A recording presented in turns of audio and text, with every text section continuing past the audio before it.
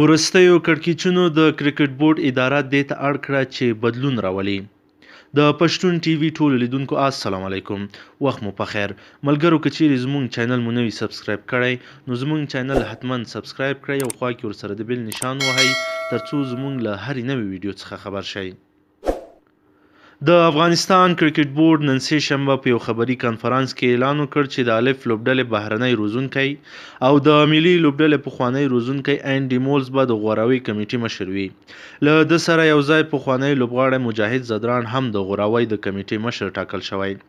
د افغانستان د کرکټ بورډ مشر عزیز الله فضلي خبري ناسته کې ویل دوی دواړه به د افغانستان د ملي او الف لوبډلو لپاره لوبغاړي غوره کوي.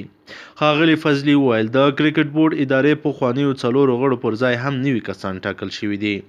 د حکمت خلیل کرزی، اکلل حکیمي، سید منصور سادات نادري او احمد شاه سنگدل پر ځای ګلالی نور ساپی، ضیاءالحق امرخیل، احمد جواد پیکار او د کرکټ بورډ پخوانی مشر شکرالله عاطف مشل د کرکټ بورډ د نوي غړو په توګه ټاکل شوي دي.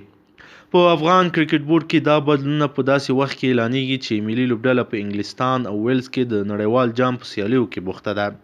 افغان لوبډلې تر دې دمه خپلې درې واړه لوبې بایللې دي او چندان ښه نه ده ځلېدلې چې له کبله یې پخپله او د کرکټ بورډ چارواکي له سختو نیوکو سره مخ شوي. په یو جلا ناندرۍ کې د ملي لوبډلې ویکټ ساتونکی او توپ وهونکی شهزاد محمدي هم ادعا کړې ده چې د نړیوال جام په سیالیو کې ټپي شوی نه و او په ناحقه توګه له ملي لوبډلې ایستل شوی دی. خو دا جوته نه چې په کرکټ بورډ کې وروستي بدلونونه د ملي لوبډلې له ماتو او نورو ناندریو سره څه تړاو لري. د کرکټ بورډ د نوي بدلونو په لړ کې د رسنیو کمیټه کې هم بدلونونه راغلي او جار عبدالرحیمزی نوی مشر ټاکل شوی دی. ښاغلی عبدالرحیمزی تر دې وړاندې د کرکټ بورډ د لوبو د پراختیا برخې مسؤل په توګه دنده کړې ده. د کرکټ بورډ اجرایه ریاست د مشرتابه بدلون هم پام کې دی. خو ښاغلي فضلي ویل چې په دې اړه به د روان نړیوال جام د لوبو له ختمېدو رسېدو وروسته پریکړه وکړي. دمګړی اسدالله خان د کرکټ بورډ د اجرایه مشر په توګه دنده پر مخ وړي. خو د ښاغلي فضلي په خبره د اسدالله خان ټاکنه له پیله لنډمهالې وه. ملګرو آیا دا تغییرات به رنګ راوړي؟